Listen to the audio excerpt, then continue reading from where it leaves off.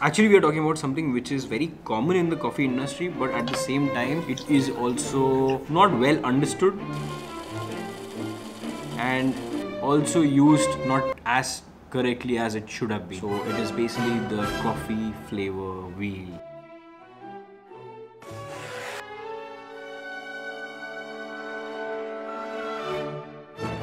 So coffee flavor wheel first came into picture in 1996, but it was a very different flavor wheel back then, and after that with few modifications, now we've got a coffee flavor wheel, which I think is from the year space.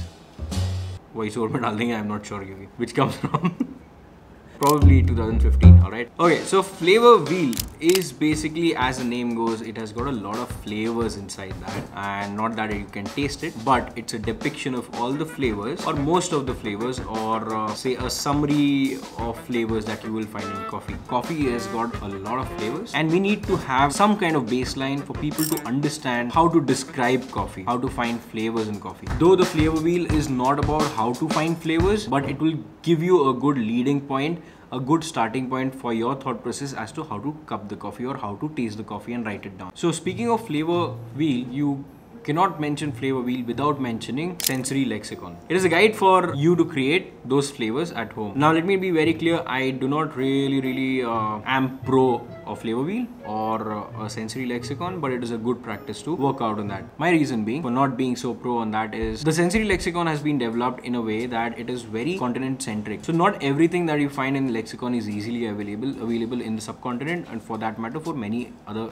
continents as well. For example, when they say dark chocolate, it is 5% Lindt dark chocolate. Lindt dark chocolate is not that easily available in India. It is one of the most easily available from the lexicon. So you could imagine how other things have been developed. The point of flavor wheel is not at all to say that this is exactly how many flavors coffee has. Flavor wheel has been taken as a bible or something like the go-to thing forever. But look, it has got its restrictions. It is beautiful. It is an amazing work by thousands of professionals, but it has its limitations. So understand the fact that not every flavor you'll find in the flavor wheel, and not always would this make sense every single time. That is why it is very important for you to realize that there could be flavors that you have tasted in your childhood, in your upbringing, in your culture basically, which you may not find over here, and which you might be able to associate that in the coffee that you taste.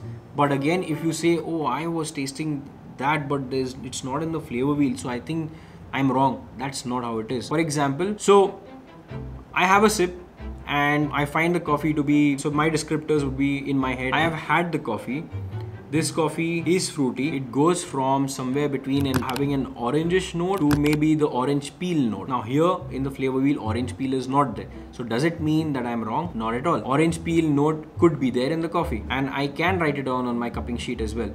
That is how you actually think. You do not look at the outer circle and find out, oh, does it have raisins, prune? No, it does not have pear, does not have grape. Yes, it has got grapefruit. The reason you should not do this is because, let's say you're having a coffee and you're novice, all right? You're just starting out. You have a sip of coffee and I show you 5 fruits. 9 out of 10, you will pick one of those fruits because that is in front of you. So your mind says, okay, this is kind of tasting like this, but it may taste completely like chocolate. So basically your mind is kind of playing and getting the better of you. So you don't want that to happen. What you want is, you want to condition your brain not by just sticking to the flavor wheel, but having a stepwise thought process towards finding the flavor notes. Alright, let me put it in this way.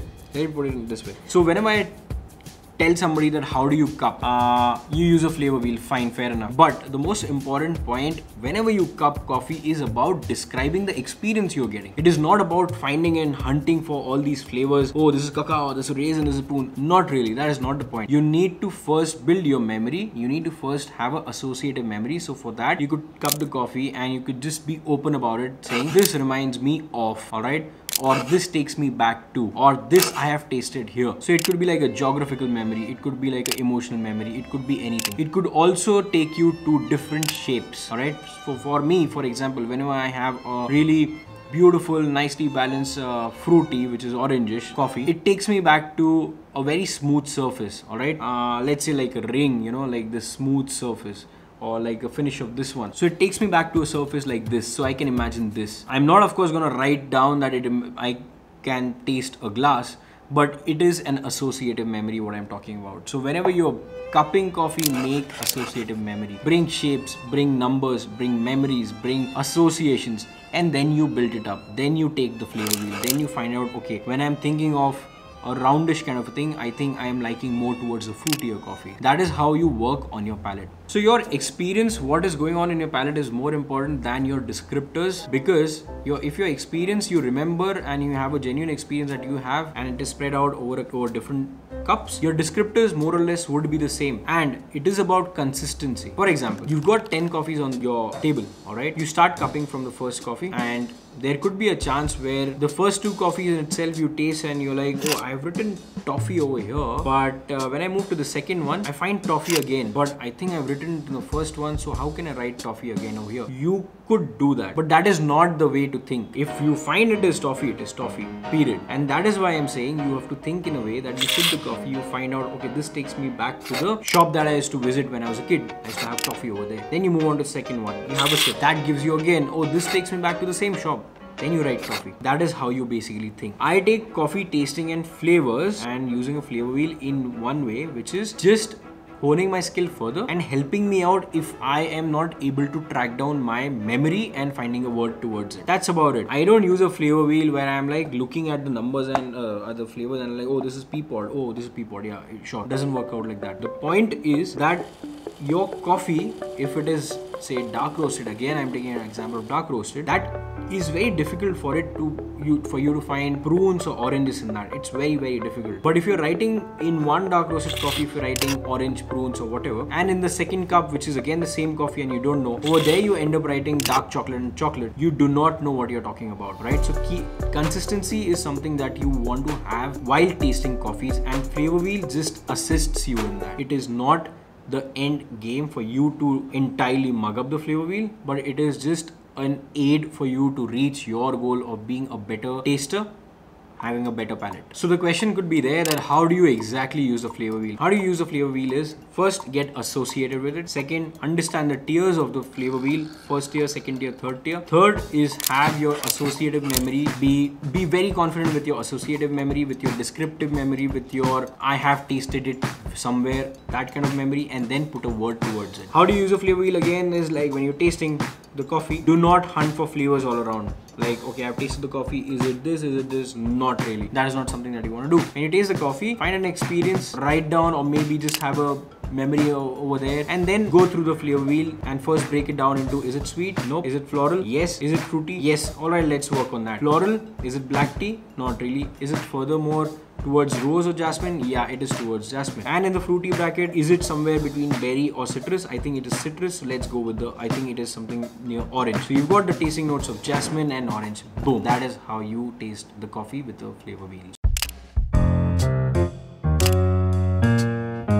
Another point being, you'll see few gaps in the flavor wheel. Some are having larger gaps, some are having smaller gaps, some are having no gaps at all. What that exactly means is, for example, if you go to nutty and cocoa and then follow the cocoa path, you'll see dark chocolate and chocolate having really small gap, which indicates that there's not much difference between those two. But whereas when you go to berry and floral, the category in itself is different, but at the same time, you'll see a bigger gap in between them, which means these two are very, very different. So these gaps indicate that they're pretty much close to each other, or they are pretty far from the tasting palate.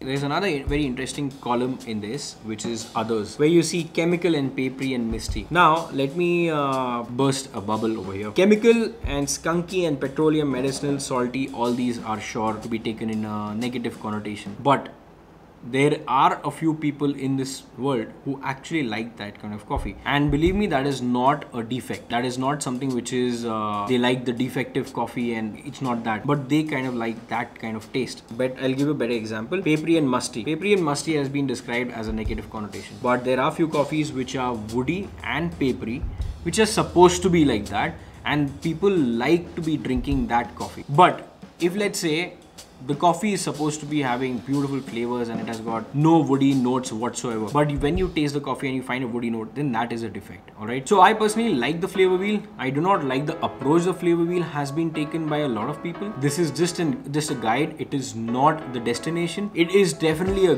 great creativity, a great art, and it has encompassed a lot of things, and it has given us good starting point for you to start thinking. Whoever made the flavor wheel will also say the same thing, that these are not all the flavors around the world that we have got, but it is a summary of things, and this is how you start thinking on. So it is more of a thought process rather than these are the only flavors you get in your coffee.